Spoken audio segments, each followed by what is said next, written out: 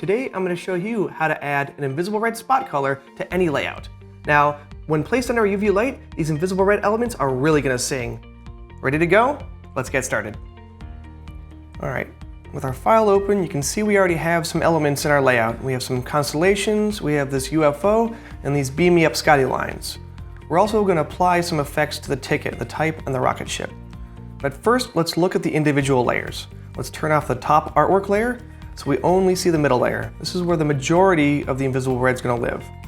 Now if we turn off that middle layer, we can see the base layer is just this blue gradient on the bottom.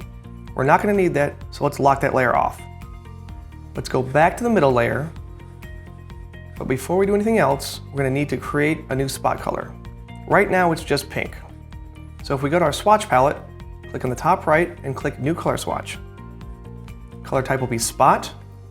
The color name will be IVR, capital I, lowercase v, capital R. The indicator color, we're going to use 75% magenta and 50% yellow. So now we have that in our swatch palette. So since we're going to apply the effect to everything on this layer, select All or Command A and just click on the IVR swatch. Now as for the background layer, we need to make sure the blending of the IVR elements works. So we need to turn on overprint, fill, or multiply. We're going to use multiply for this one. So go to your blend mode and select multiply. You can see the background layer is now showing through those elements.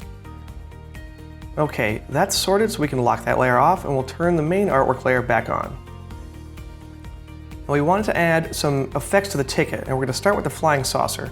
So click on that, go over to your swatches, and click IVR. Now we'll make sure that we blend this one in case there's anything underneath. So set that to multiply, and then we'll move on to the rocket ship and the type.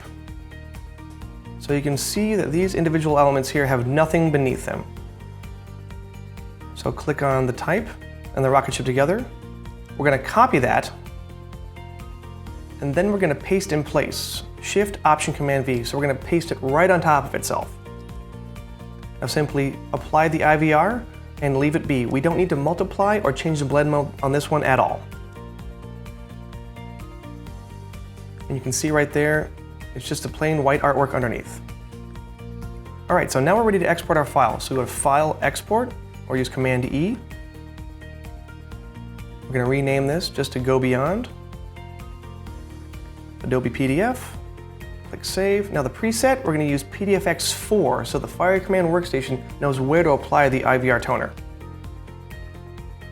If we want to add marks and bleeds, we can do that now as well.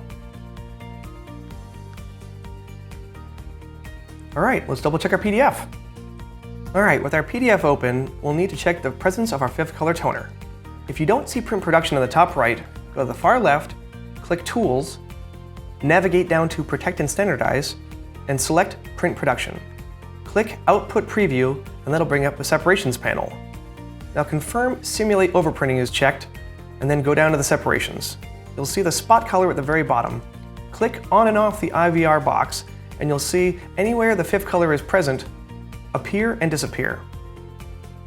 You can also click on and off the CMYK process plates to isolate that fifth color. Now if you mouse over with your cursor, you'll see the total area coverage change with the percentages. The CMYK and the fifth color IVR will change.